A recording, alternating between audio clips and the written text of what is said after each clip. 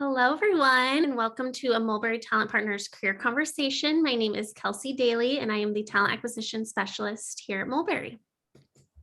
So, a little bit about Mulberry. We are a full-service staffing and recruiting agency headquartered in Portland, Oregon, with an office in the Silicon Valley. We specialize in the professional placements of human resources, professional and financial office, payroll, and operations positions with direct hire, temp to hire, and temporary opportunities. I would encourage you to check out our website at mulberrytalent.com to see our regularly updated job opportunities and stay in touch regarding upcoming career conversations. So jumping into introductions, we are joined by Lauren Francis and Tracy Hooper. Lauren is our fabulous founder and president. She started Mulberry back in May of 2017 and comes with over 25 years of talent acquisition experience. We are delighted to welcome back Tracy Hooper, founder of The Confidence Project. Tracy brings a wealth of experience in broadcast TV news as a reporter and anchor.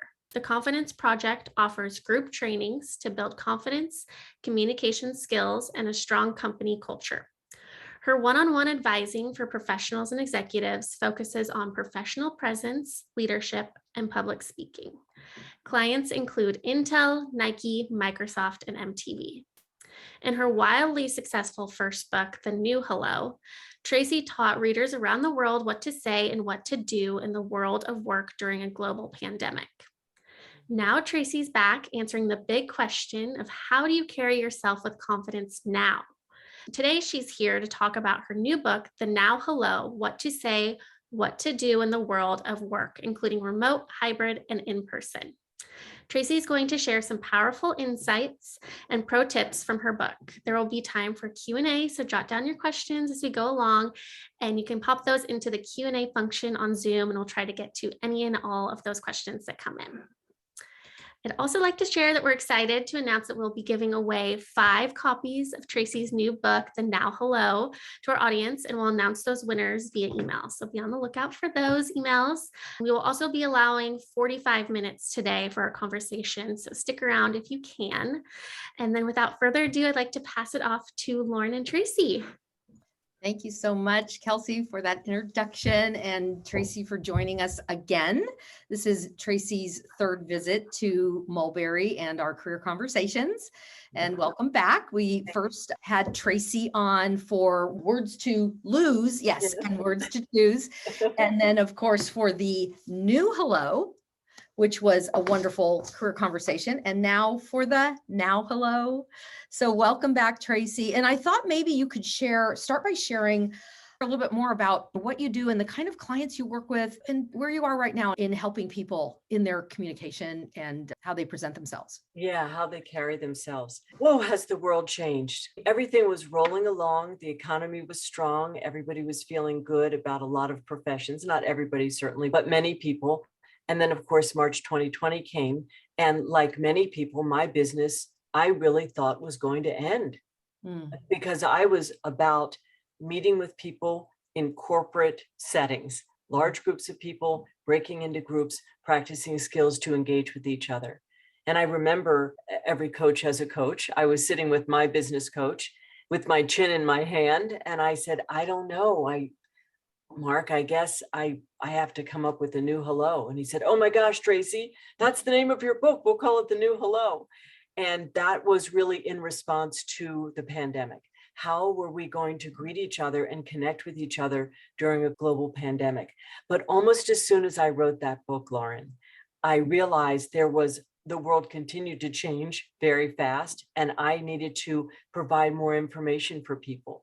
So the work that I do is really reflected in the Now Hello. I do, because of the pandemic, my work is virtual, which has given me a chance to present all over the world, twice to an organization in London, all over the United States. That has been the good part. I've been able to reach a lot of people, but there's still that value in that one-on-one experience. Like when people come to Mulberry and they want to know how they can present themselves for an interview or how they can feel more comfortable networking. That one-on-one experience that you all provide makes all the difference. So my work really now is group coaching, group training, and then one-on-one advising by Zoom, good old Zoom. Actually, you were the first Zoom That was back in what, 19 or 18? I know. And what is the Zoom thing? Okay, Tracy, I guess I'll give it a try. Exactly. Yeah. Well, welcome. And what I love about this book, and I think this is really great for our audience to know, is that Tracy's format is you don't necessarily have to read the book from the first page to the last page, which I love because I'd like to start at the end. I'm one of those people. Yes, great. But what I love is that you can go from chapter to chapter. And what I really like about the format is that at the end of each chapter, you share pro tips and advice that is just so easy to grasp and hold and take away. And I love that about the format and the way it's structured. How do you want people to read the book? If you could maybe share a little bit more about that. Yes, I wanted to pick up a book. Okay, I want to work on my networking skills. Okay, great. Go to that chapter, the now networking. One of the cool parts is that you can flip through the book, find something that's of interest to you. I say that sparks your interest and read that. The chapters are not terribly long. There are, as you mentioned, pro tips throughout, and you could look for a pro tip. Okay, pro tip. Camera on, off, on. Now, I learned this from one of my clients. He said, we're so sick of seeing ourselves on video. What do we do? And he and his colleagues and some of his more important clients said, let's try this. Let's turn our cameras on to say hello at the beginning of a meeting, turn them off when we're sharing information, turn them on again when we have something of substance to discuss, turn them off when we're back to the screens, and then turn them on again to say goodbye. And he said people felt less exhausted because they weren't looking at themselves constantly for a 90-minute meeting. That's a pro tip. You could find them all over the place. Here's another pro tip that I love. Let's say that you are not quite comfortable meeting people without a mask on. And again, it depends on where you live and how the case counts are in your part of the world or county. And one client of mine suggested that you start to put your mask on when you are approaching someone so that they can notice that you're putting your mask on. And a thoughtful person would say, would you like me to put my mask on? And then you have the option to say, no, it's fine. I just prefer keeping mine on. That's a pro tip. And that's what I want you all to do. I want you to pick it up and say, oh, here's a really great idea. I can do this. There's all kinds of ways that people can make this book approachable, and then share it with people you are working with, or share it with your family, your friends. It's a user-friendly book. It is. And you're developing an audio book as well. I am. Nice. And then that will be available on Audible. I'm a voice professional by training. I was a television news person, and then I've done voiceover work for a long time. And it's interesting because sometimes it's important to hear a book as well as read the ideas. For instance, one of the pro tips is, how do you welcome someone into a conversation whose name you can't remember? And we're all going to be in more and more networking conversations, or you might be meeting someone if you're interviewing for a job and there are going to be several people there. But let's say you're in a conversation, you see someone on the outside, how do you welcome them in if you don't remember their name? The best thing to do is say, oh, hi, come join us. We were just talking about Lauren's company. Boom. Now they're into the conversation we were just talking about, makes people get up to speed with what's happening. And then you could say, do you all know each other? You know what? I'll let you all introduce yourselves. And now people feel, oh, great. She's giving us the chance to introduce ourselves, when really they are saving you from trying to remember everybody's name. That's brilliant. Yeah. At your Zoom book launch, you had some great tips. You shared one that I really loved about how to leave a conversation, which is a tough one sometimes. But it's a tough one. Let's say you're in a conversation with someone and it's going on too long. You want to move about the room. I always say, when you're going to a networking event, if you can research people ahead of time who you want to meet, do that. It's not creepy. You go to LinkedIn, you go to their website, you learn something about them.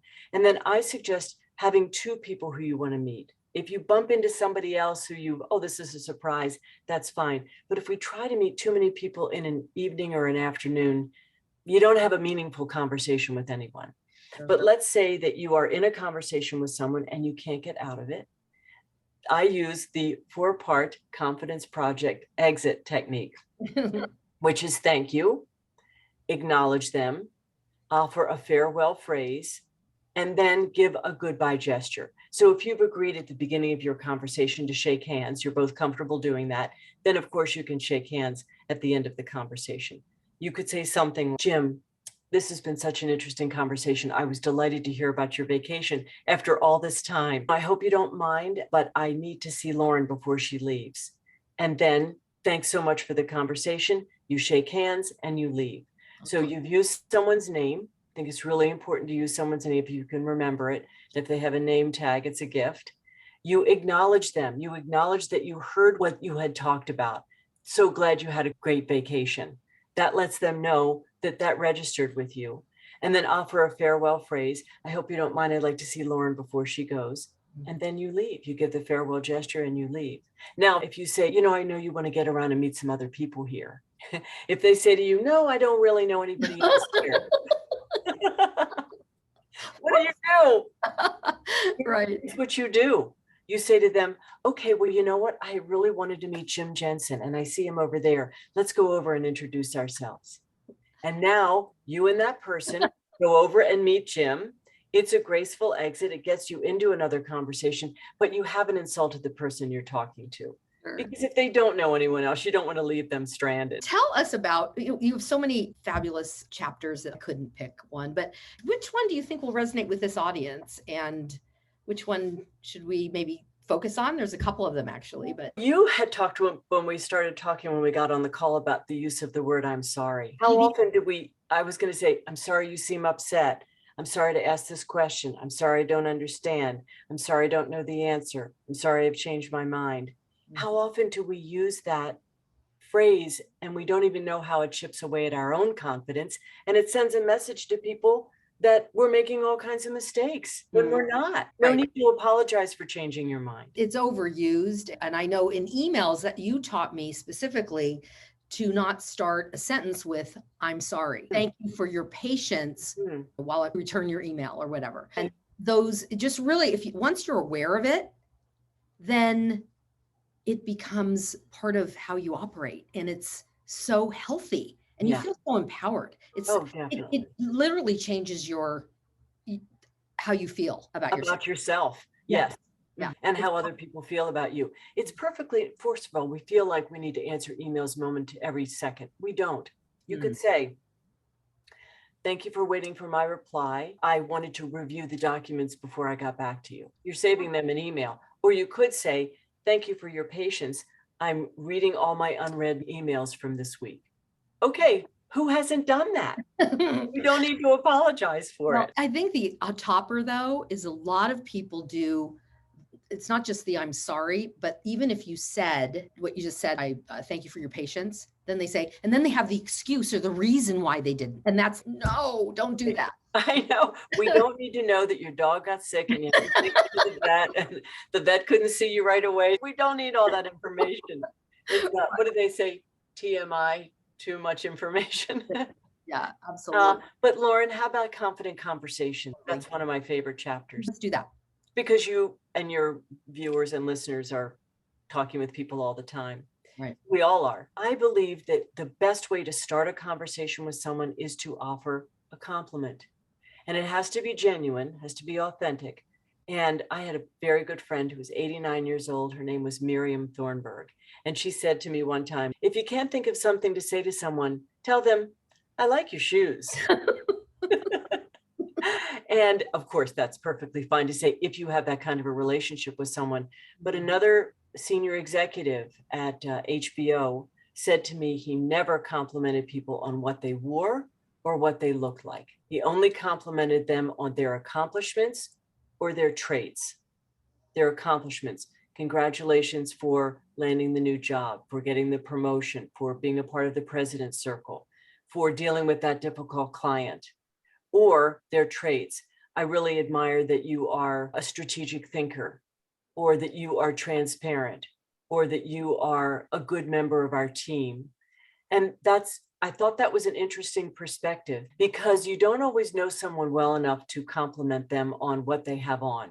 It'd be lovely for me to say to you, that's a really cool jacket. But I wouldn't necessarily say that to someone I didn't know, or to a man. I think you need to decide in the moment. So giving a compliment is great. And then asking the magic words, which are what, how, and tell me more. Mm. Those are words that open up conversations that you can take into a lot of places. What's the most important aspect of this job I need to know about? Mm. What do you admire most about your manager? What's the most interesting part of your job? When you ask those kinds of questions, it opens it up tremendously. And how did you come to this decision? What advice would you give me? And then tell me more is one of those expressions that gives people a chance to expand. This is a great story. Tell me more about that. And remembering that everybody's favorite subject is themselves. So if you ask people about themselves, then you can start a conversation. Those are two of the tips in that chapter. Absolutely.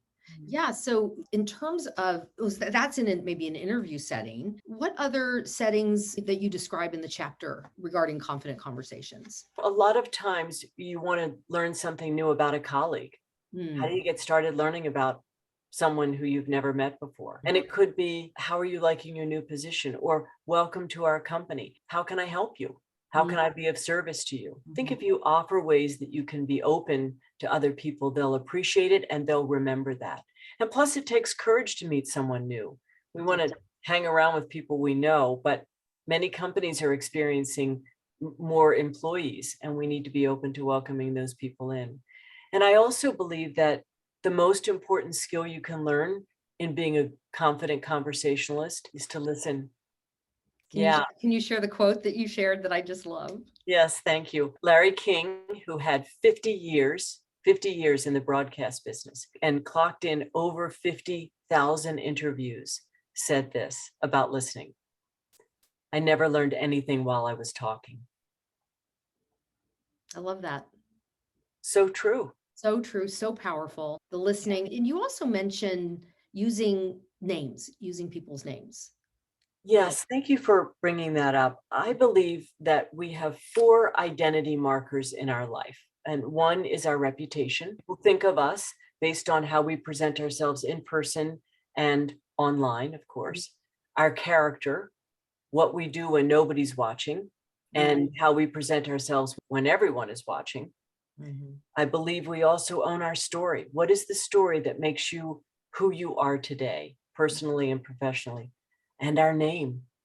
And I believe unless you have mononym status like Adele or Beyonce, most successful people introduce themselves using their first and last name. I believe it's a part of your personal identity, and you need to honor it. And especially if it's difficult, if you have a difficult name, sometimes we just let people get away with however they pronounce it.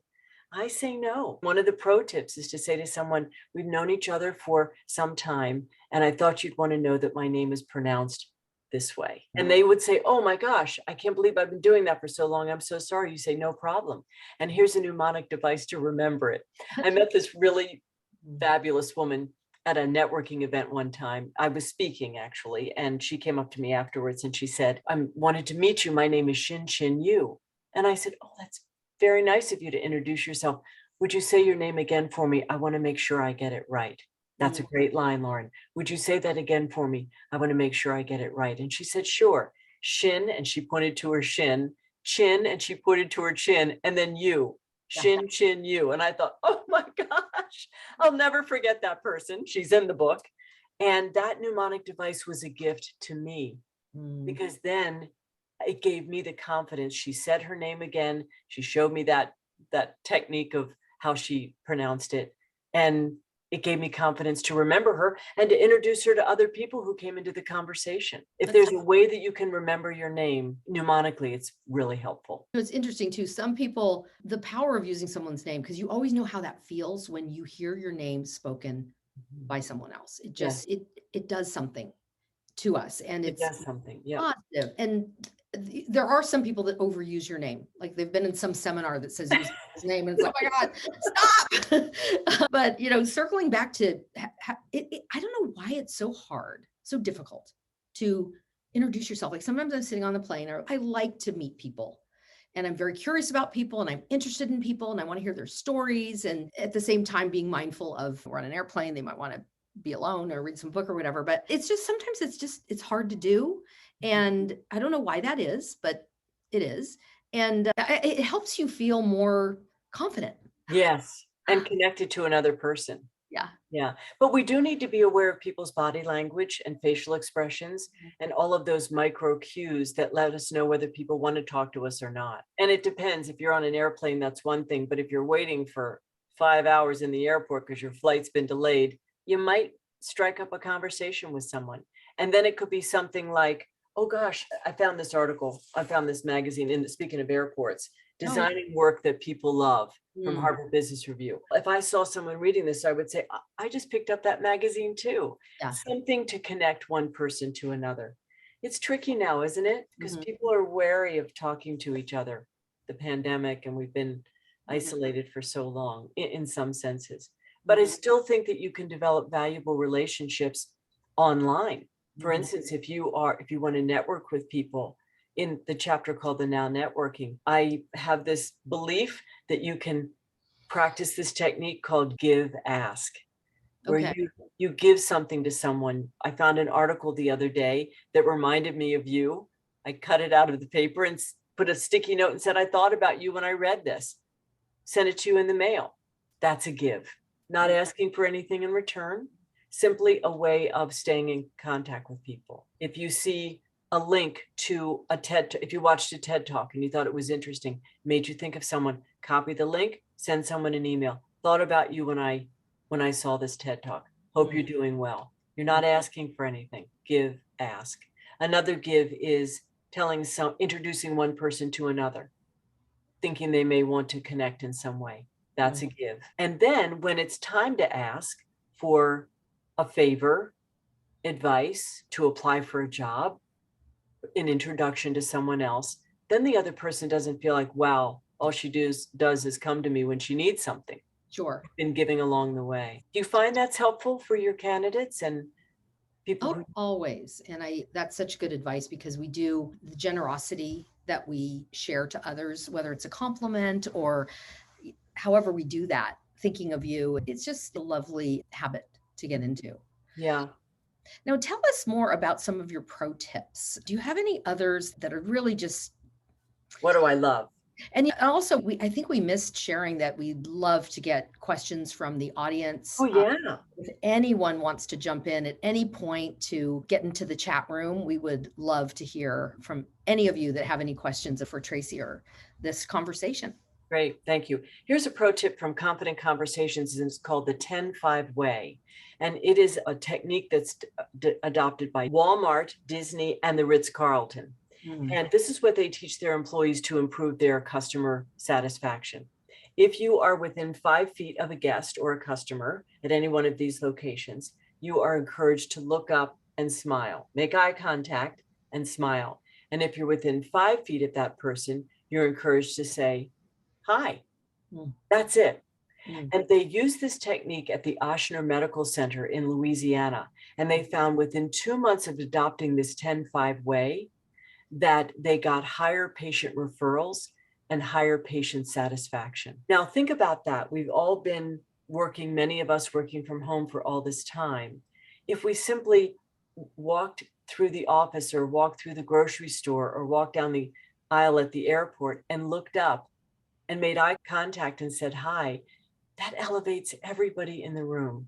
No reason, a pleasant hello. That's one of my favorites. Let's see, here's another one. Oh, this is interesting, Lauren. Send the same email twice. Let's say you have emailed someone and you're asking them to meet you for a virtual coffee. And if you don't, and you've given some dates, these are some dates that are open on my calendar. If you don't hear from that person in 14 business days, I encourage you very carefully, not to do this all the time, of course, is to send the same email again and give fresh dates. And that way you can say, I wanted to send you some fresh dates for our meeting together. I can tell you almost every time people have said to me, oh, I saw your email and I forgot to respond, or I started to respond and then I got distracted, or I completely missed your email. Thank you for reminding me. Then, of course, if you don't hear from them again, it may be a sign that they're not interested or they're on vacation, or you can move on. Yeah. I love that. I call it send the same email twice. But what do I say? There's a difference between sending a gentle reminder and becoming a pest. So use this technique sparingly. You've used it with me. I love it. Right? Here's the thing. I think a lot of people that are hesitant to reach out to people, which I think we all are in a variety of ways, but I get buried. We all do. It's an avalanche every day. And when I hear back from people that have sent an email to me that I haven't responded, it's the same thing. We're grateful. Yes. And so a lot of people, they will take the approach like, oh, they didn't email me back. I wonder if I did. And they start to doubt themselves and start to think about all the reasons why that person didn't respond to them, blah, blah, blah. And instead of going through that whole turmoil and self-talk, it's just another email. And I've had so much more courage since the pandemic, because now we have Zoom and we have access to everybody. And I'm reaching out to people that are, kind of famous. And I can do that. Yes. And if they don't get back to me, it's probably because they're famous, but that's okay too. And Lauren, people who you want to have on these conversations, the people you're bringing on have more to offer, and they have very interesting careers. And remember, what you're doing is you're offering a service to people who are watching this program. So when you're looking to have someone famous or important on your program, it's in service to your client. Yeah. Okay, so here's another one. How about another one? Oh, this is called loss and empathy. In the course of a life, there will always be loss of a job, loss of a loved one, loss of health. And I think there's no kinder gift that you can give to another person in a professional way or personal. It doesn't have to just be a personal friend. It could be someone you know who you've worked with or who you used to work with, or is to send them a note and to say, "Dear Nancy, I was very sorry to hear about the loss of your job or your dog or whatever it could be. And I want you to know that I'm thinking about you and I wish you all the best." And then sign your name. It doesn't have to be long.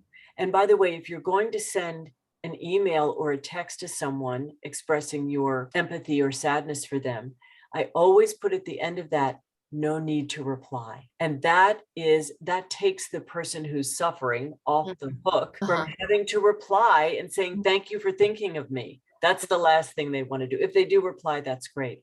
But that "no need to reply" is a great line. There are a couple of things that came in the chat. I don't want to miss those, Lauren. Yeah, I don't know. I think Kelsey will definitely let us know. Okay, good.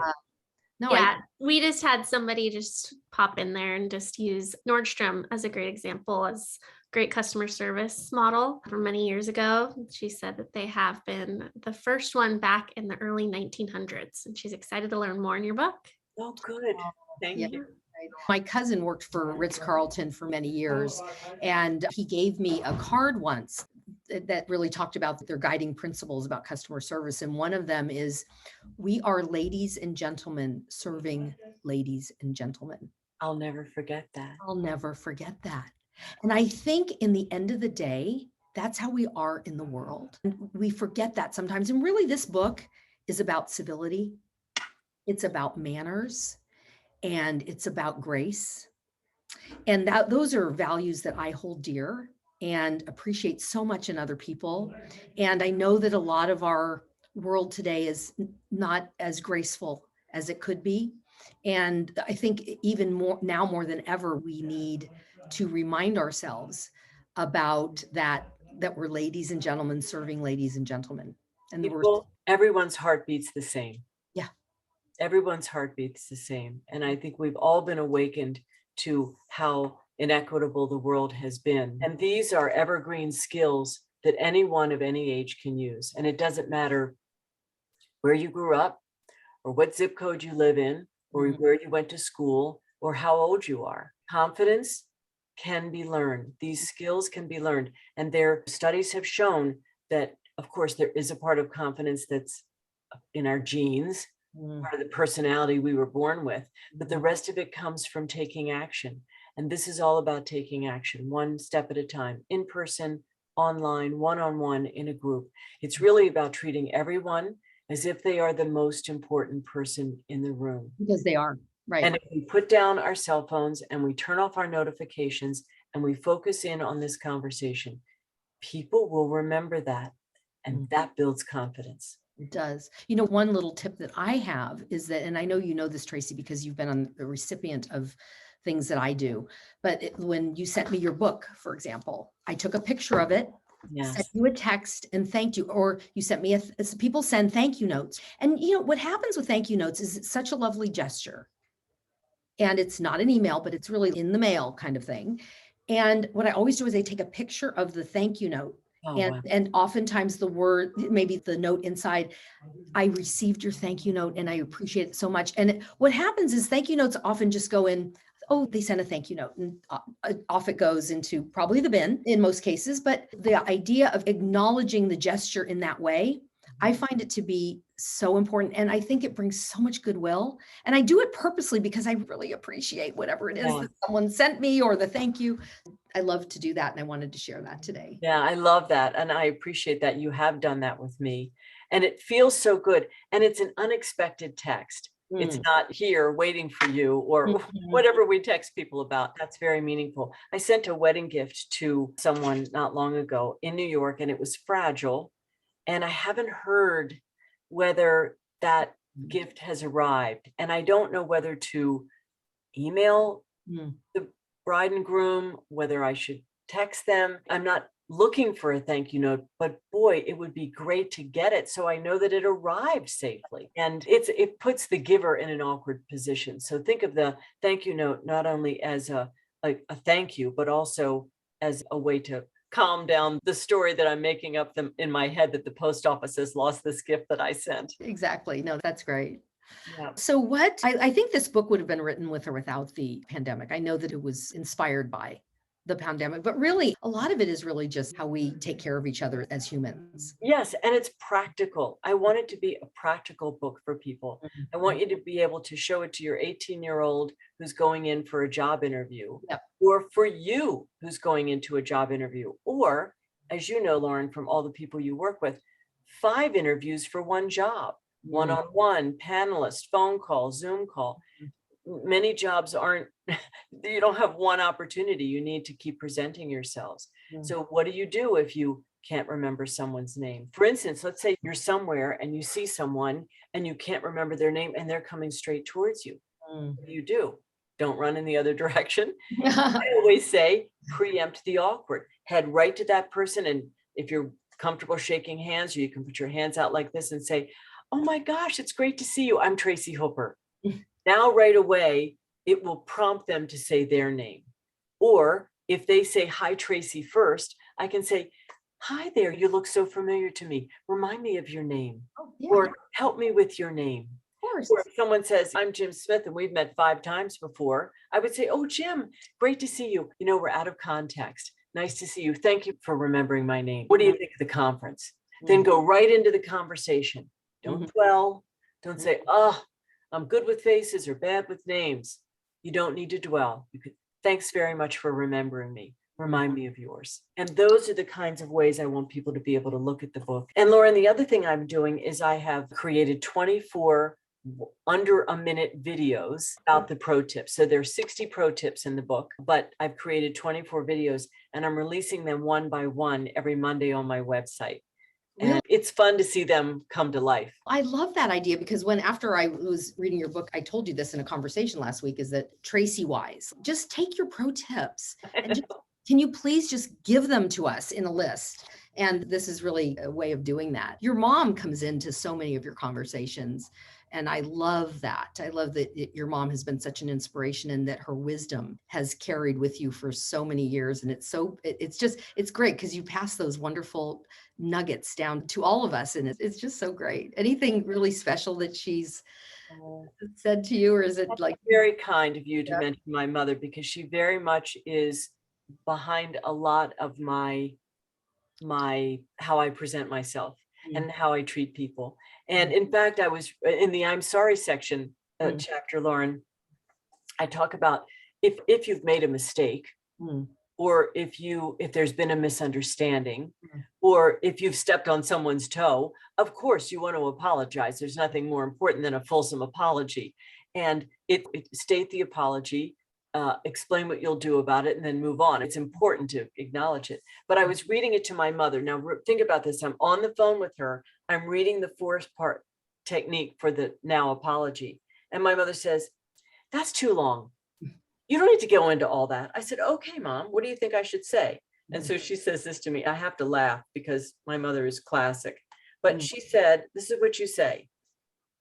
Name your mistake." This is my 4 parts. Name your mistake, apologize for it, make good on it, and then move on. And this is what my mother and I came up with. "I'm sorry I interrupted you when you were leading the team at the all hands. I imagine that was embarrassing for you.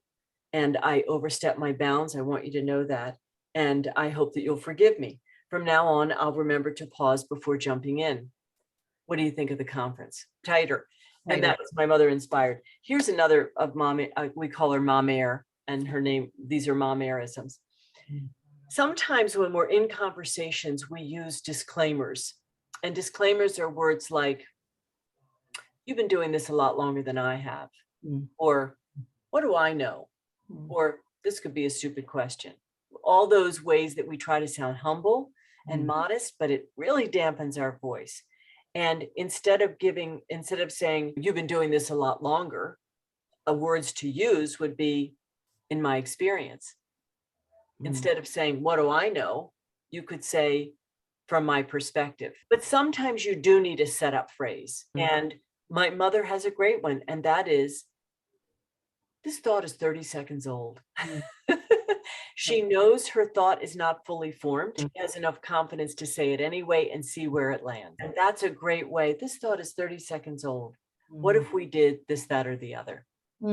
Yeah. My mother also said something else that is in the book, and that is, "Without notes, we wander."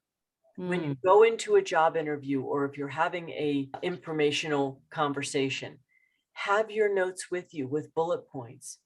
Because, with the hybrid highway, we're all trying to figure out how we're going to work both at home and at the office. If you want to have more at home work time and you're trying to talk with your boss about that, have your notes with you, because without notes, we wander. If you have those notes with your 4 bullet points, then you're sure to make sure you say those. And I learned that with my mom, from my mom. Without notes, we wander. We do. I love that. That's very helpful. Yeah. Gosh, we're at the end of the 45-minute, 30-minute conversation, but this was great. I just love all the pro tips and all the experiences that you share from your life that are just resonate with me and others. So thank you, Tracy, for spending time with us today. My great pleasure. I also wanted to share just ways that you can stay in touch with all of us. So here are all of our LinkedIns. Feel free to reach out and connect with all of us. And I've also included our email addresses as well. So I also want to thank you all for choosing to fly with Mulberry. We know that you have many options when it comes to webinars, and we're so happy that you chose ours. And thank you so much, Tracy, for joining us, and Lauren. Pleasure. Good. Everyone have a great 4th of July holiday, and we will be back again with you soon. So thanks again. Okay, everybody. Bye-bye. Bye. Thank you.